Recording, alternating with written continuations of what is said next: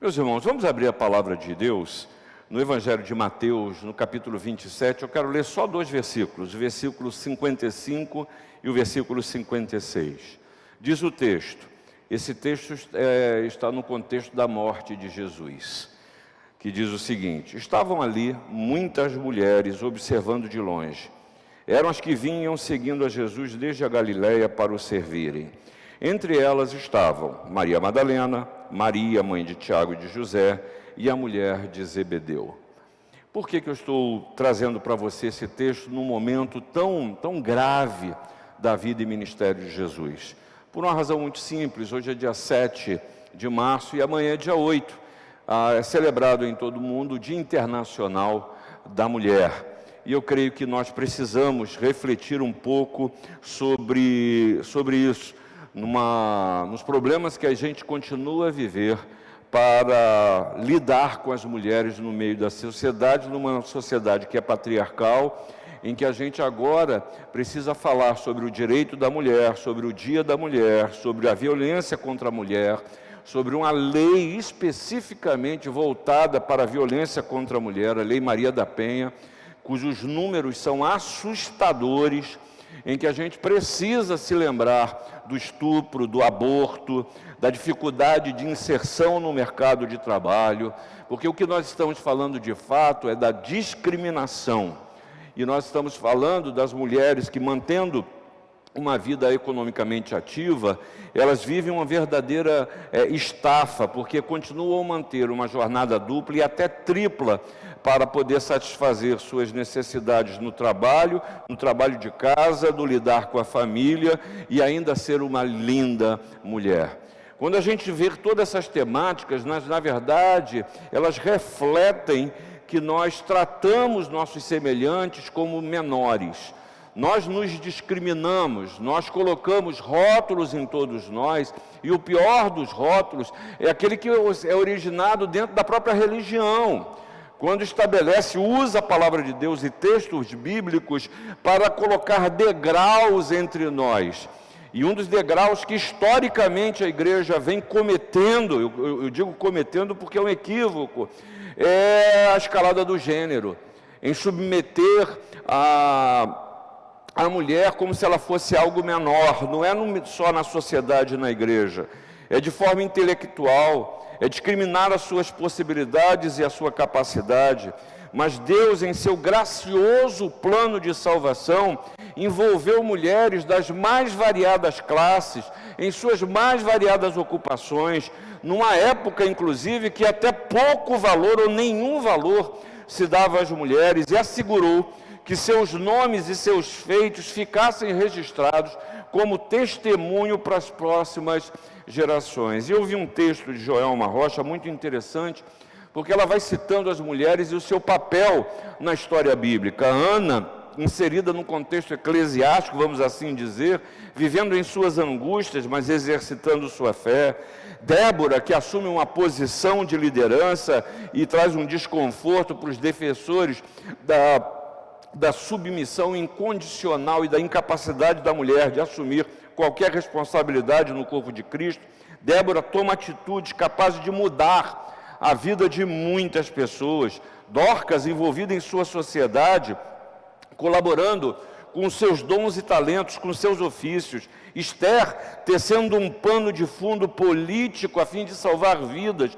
Ruth, prezando pelos valores da família. Sara, chamada para crer em milagres. Marta, pronta para servir. Maria, pronta para ouvir.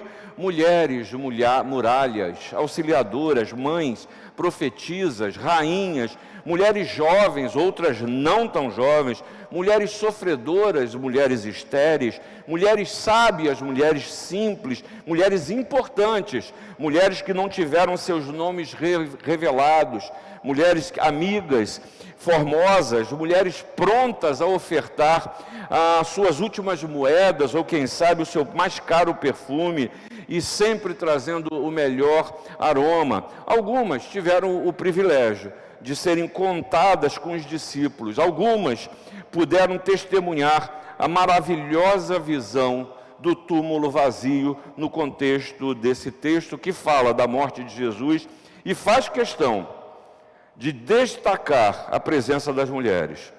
E é interessante, leia o texto depois, não cita a presença de nenhum discípulo. Gente que acompanhou Jesus durante seu ministério, só as mulheres, muitas mulheres. Mulheres, como dizem esses textos, os antecessores e os posteriores, mulheres que observaram de longe, que o acompanhavam há muito tempo, desde a Galiléia acompanhavam a Jesus. Mulheres que tinham um objetivo, servir. E a gente tem um destaque para 3 delas aqui: Maria Madalena, uma mãe, Maria, e uma esposa. E com isso, a palavra que eu tenho para você hoje, seja homem, seja mulher, é que a gente precisa reconhecer o valor da mulher no reino de Deus. E falar do valor da mulher no reino de Deus, primeiramente, é falar contra o evangelho que é sexista. Porque Jesus nos ensina a não discriminar, a nos reconhecermos todos como imagem de Deus. Gálatas, no capítulo 3, versículo 28, Paulo nos ensina que não pode haver judeu nem grego, nem escravo nem liberto, nem homem nem mulher, porque todos vós sois um em Cristo Jesus. Portanto, a discriminação e a hierarquização é consequência de pecado. E aí, nesse sentido, eu tenho que me lembrar do discurso da criação, lá em Gênesis. O ser humano como criatura, homem e mulher como imagem de Deus. E essa união tem a bênção de Deus, porque valoriza o ser humano. Veja, criou Deus, pois, diz lá o Gênesis, o homem à sua imagem, a imagem de Deus o criou. Homem e mulher os criou e Deus os abençoou. Somos todos criados por Deus como imagem dele e somos bênçãos do Senhor porque fomos abençoados pelo Senhor. Mas também o Senhor percebeu que não era bom que o homem andasse só. E aí, nesse sentido, o livro de Gênesis te ensina que só a mulher é a companhia que liberta o homem da sua solidão. Só a mulher liberta o homem da sua solidão, só o homem acaba com a solidão da mulher. E nesse sentido, o livro nos ensina que Deus fez a companhia que era própria, que era conveniente, que era adequada, que era companhia idônea. Mais do que isso, o homem precisava de ajuda, de socorro. Isso não é novidade para nenhum de nós, porque a gente não admite, mas a gente precisa do socorro das nossas mulheres. Você que é casado, você vive isso em casa. E nesse sentido, eu preciso não fazer uma dicotomia no escrito bíblico, mas lê-lo de maneira conjunta. Porque se eu vejo isso no Gênesis, vejo Paulo dizendo que não pode haver lá os Gálatas a discriminação ou distinção, porque não há. E aí depois você não pode destacar o pensamento de Paulo, por exemplo, que ele expõe aos Coríntios. É preciso ter uma visão conjunta, porque Paulo, quando se cita, por exemplo, aos Filipenses, Evódia e Síntique, ele incentiva os irmãos de Filipos a persistirem a auxiliar essas mulheres. Falando a Timóteo, na segunda carta, Paulo reconheceu as consequências da fé exemplar de Lóide, a avó de Timóteo, e de Eunice, sua mãe, como discipuladoras que foram. Com gratidão, Paulo fala de Áquila e Priscila, um casal que se associou intimamente, e que Priscila, a esposa de Áquila, arriscou seu próprio pescoço por sua alma, pela alma de Paulo. Isso ele falando aos romanos. E aí, irmãos, em Efésios, nós gostamos de usar aquele texto, e você sabe de cor, ao lembrar, mulheres, sede submissa aos homens, mas a gente nunca, aos vossos maridos, mas a gente nunca lembra do princípio que antecede esse texto. Que o princípio da realidade é: sujeitai-vos uns aos outros. E depois a mulher sendo submissa e o homem amando. Mas o princípio é da sujeição recíproca. E aí talvez a gente tivesse muito para falar sobre isso. Muito para falar. Porque exigir submissão de quem não se sujeita chega a ser criminoso. Exigir submissão de quem não se sujeita, porque também não tem projeto de vida, porque não sabe para onde vai, é um atentado à inteligência. Exigir submissão sem se sujeitar amando o outro chega a ser um escárnio. É uma distorção da palavra bíblica. É impossível pensar nesse texto, e Paulo faz questão de assim dizer, esse princípio da reciprocidade, que ele traz também falando aos coríntios, quando ele diz, o marido conceda à esposa o que lhe é devido, e também semelhantemente a esposa ao seu marido. Ou seja, Paulo está falando de relacionamentos que são equilibrados. E Paulo continua até dizendo que quando você envelhece, mulher, você não deixa de servir. Quando você envelhece, você não é algo a ser largado pelo canto. Paulo lhe convida a ser uma instrutora do que é bom. Ele falando, Tito falando em sua epístola diz o seguinte, quanto às mulheres idosas, semelhantemente, que sejam sérias em seu proceder, não caluniadoras, não escravizadas a muito vinho, sejam mestras do bem. Mestras do bem. Só para fazer uma provocaçãozinha, em Tito, no capítulo 2, versículo 3, ele começa, quando as mulheres idosas, esse termo grego, sabe que termo é esse? Presbítera. É isso que esse termo está dizendo. Mas segue, a gente vê lá em Tito também o exemplo de Eunice e de Lloyd, que instruíram a Timóteo. Você vê na segunda carta de Timóteo, versículo 1, capítulo 5, ou seja, e é preciso reconhecer que, ao falar do papel da mulher, ou do valor da mulher no reino de Deus, a palavra de Deus como um todo, de uma forma inequívoca e única, nos mostra que o Evangelho não distingue os sexos, fomos todos feitos segundo a imagem e semelhança de Deus. Mas falar do valor da mulher no reino de Deus é lembrar da atitude de Cristo, de Jesus para com as mulheres. E nesse sentido, o aspecto revolucionário do ministério de Jesus é tremendo, quando ele trata e fala e lida com as mulheres. Jesus se aproximou de homens pecadores, mas se aproximou também de mulheres pecadores. Prostitutas aproximavam-se dele. Seu ministério era permeado de perdão, que as detestadas, as maltratadas eram atraídas por Jesus. Jesus busca e ele aceita a proximidade feminina, apesar de a cultura judaica de então dizer que isso não era permitido, porque não era permitido que uma mulher tocasse no homem. Mas você há de se lembrar que uma pecadora não apenas lavou os pés de Jesus, mas também o beijou, diz Lucas 7, versículos 37 e 38, o que contraria o padrão de conduta estabelecido na época. Mas Lucas 10, 38, Jesus entrou numa casa de mulheres, Marta e Maria. Jesus se interessa pela própria situação da mulher. Ele conversava com elas em público, e é a grande susto da mulher samaritana, lá em João 4, como sendo você, homem, conversa comigo? E alguns rabinos defendiam a tese que mulheres não podiam conversar com homens, muito menos desconhecidos. Porque Jesus, ele tem um discurso para falar para você, mulher.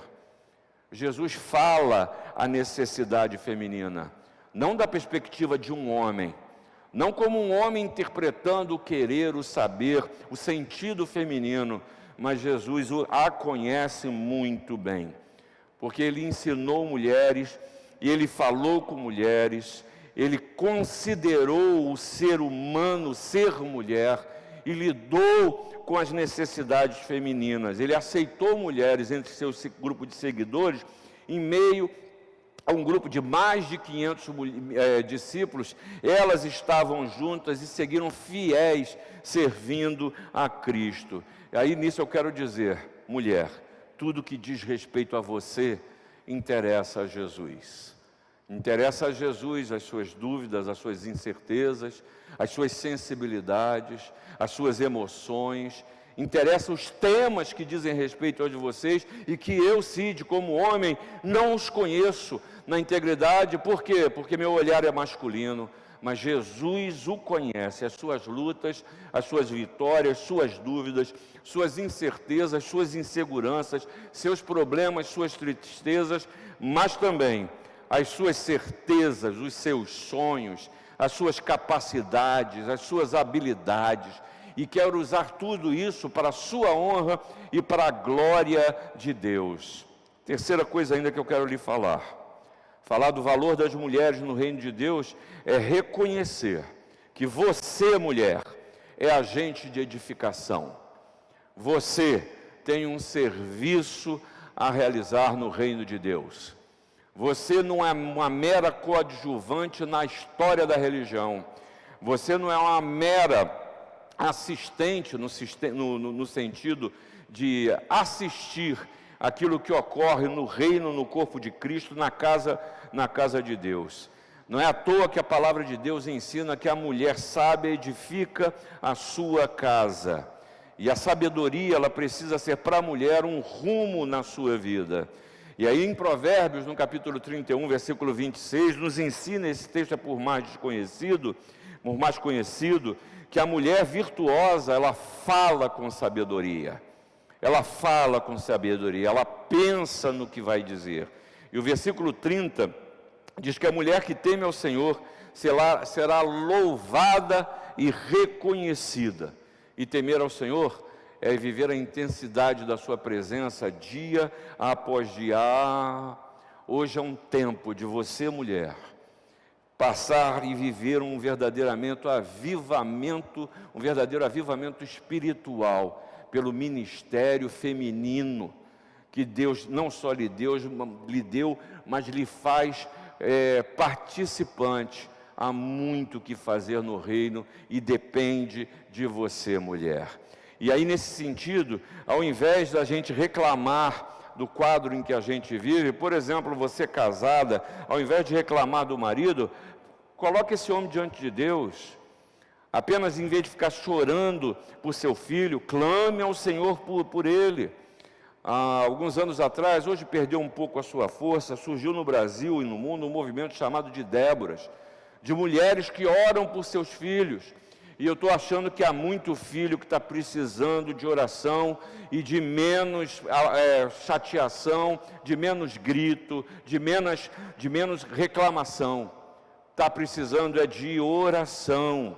Lembre-se que Ana orou ao Senhor e chorou abundantemente por seu filho. Deus deu o filho a essa mulher e ela consagrou seu filho ao Senhor. E eu insisto com você, mulher, que dedicou seu filho aqui pelo batismo, diante da igreja, diante do Senhor, e hoje vê seu filho, sua filha seguir outros caminhos. Eu quero dizer para você que o Senhor não devolve o que foi consagrado a ele. Deus tem o seu tempo. Creia que Deus continua lidando com os seus também. Mas quero falar para você que é viúva, você que passou pelo divórcio, ou você que é solteiro, eu quero dizer, dedique-se a algum projeto que as inspire. Viva a alegria da comunhão com as suas irmãs. Sirva ao Senhor. Viuvez não é morte. Viuvez, divórcio, solteirice não são sinônimos de solidão de maneira nenhuma. Jesus nos ensina em todo o seu ministério a necessidade de desenvolvermos a capacidade de mudança, de transformação e, acima de tudo, da quebra de sistemas que nos aprisionam. Pois a palavra de Deus, Paulo nos diz, falando aos Gálatas, que para a liberdade foi que Cristo nos libertou. Permaneceis, pois, firmes, e não vos submetais de novo a julgo de escravidão. E aqui eu acho que a gente está precisando dar uma refletida sobre o que é julgo de escravidão. Porque muitas vezes as argolas estão posadas ali, e eu vou ao encontro dela e sou eu que me amarro, sou eu que me escravizo, sou eu que coloco as impossibilidades e vivo a escravidão das minhas decisões. Mulher, é hora de você não só ter a consciência, mas de viver a vida que Jesus lhe propôs, liberta. Liberta, sendo plenamente o que Deus deseja que você seja no reino de Deus. Olha, concluindo, a maternidade olhada sob o ponto de vista da mulher nos revela que ainda há tempo para reconhecer a bênção de Deus sobre você, que gerou filhos. Reconhecer a bênção sobre a sua família.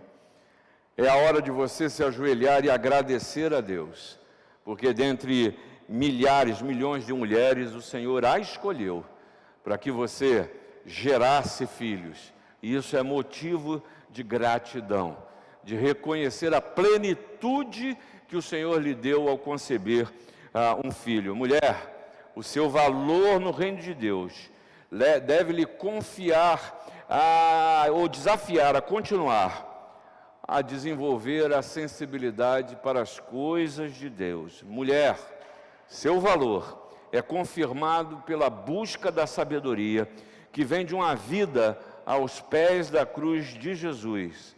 Você é capaz, você pode. Ainda que as mensagens sejam que você não pode, que você é incapaz, que você é menos, Jesus está te dizendo: vinde a mim, porque você pode, você é capaz e ainda há tempo. Que Deus lhe abençoe e que amanhã você, ao pensar sobre o Dia Internacional da Mulher, você se veja como uma bendita do Senhor, feita segundo a imagem e semelhança do próprio Deus.